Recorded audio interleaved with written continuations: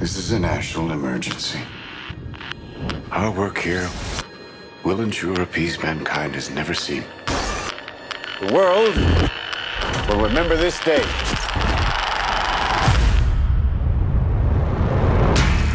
This is arguably the most important story of our time.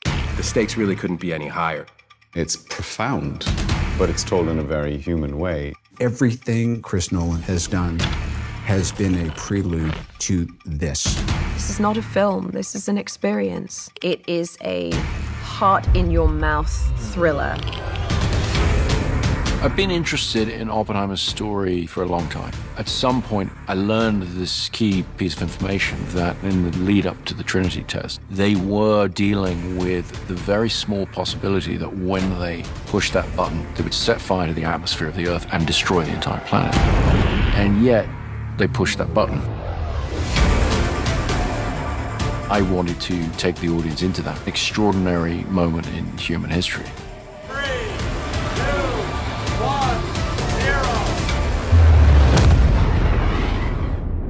All America's industrial might and scientific innovation connected here.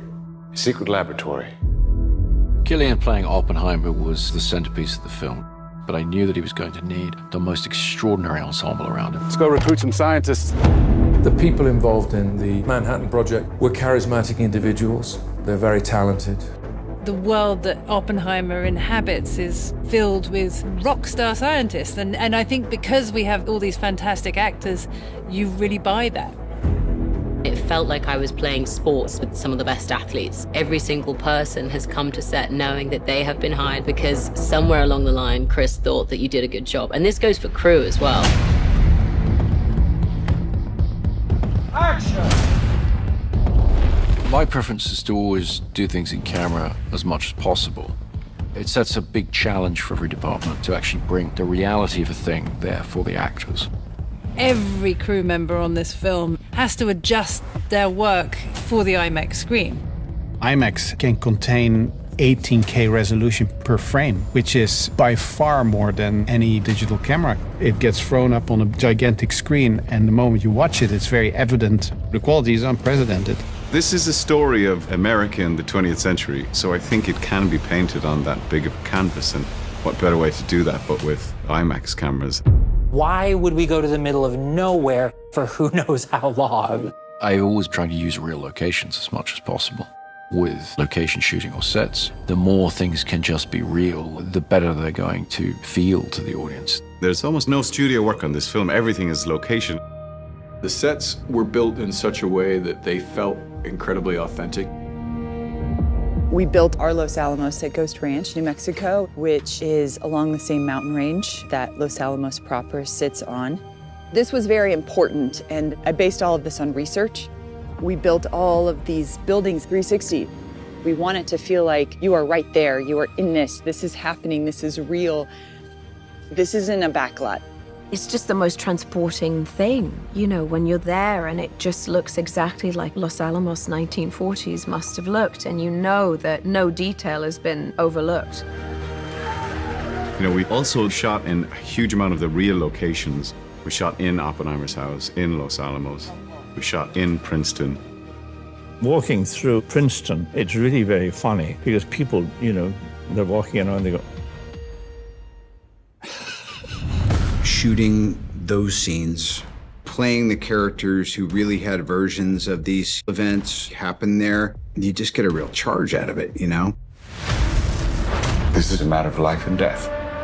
But I can perform this miracle. When you do Chris's movies, things that when you read a script you normally would think would be visual effects, you know that you're going to be doing this stuff practically. They had to film the world of quantum physics. Their whole unit was one big science project. I was daily very jealous. It's kind of back to the old days. We did a lot of experimentation. They came up with some very interesting analog methods of how to approach this, all of which was leading to the Trinity test, which had to feel nightmarish and terrifying in a way that computer graphics never really is. What we were able to get into the finished film, to me, is extraordinarily beautiful, but also very frightening. Working with this whole team was such a great camaraderie, and with the commonality of we are going to get this in camera. I love Chris's dedication to that. It really speaks to Chris and the way he directs. All of the energy goes around the camera. Like, we're all here to do the same thing. Chris makes films for theaters, for movie-going audiences. You know, so you want to see that as it's designed to be seen. Watching this very different sort of film on that big screen, it sort of makes you gasp. You're right in their experience. This is, I think, a definitive moment in the history of modern filmmaking. Do yourself a favor and go see this on as big a screen as you can.